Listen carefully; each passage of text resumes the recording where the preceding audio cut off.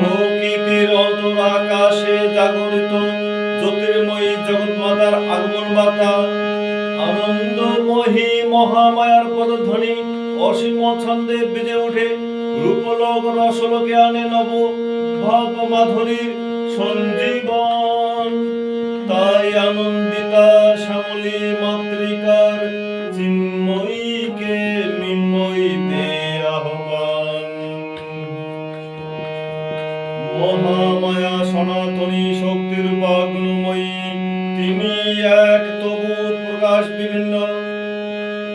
দেবী নারায়ণী আবার ব্রহ্ম শক্তিরূপা ব্রহ্মাণী, কখনো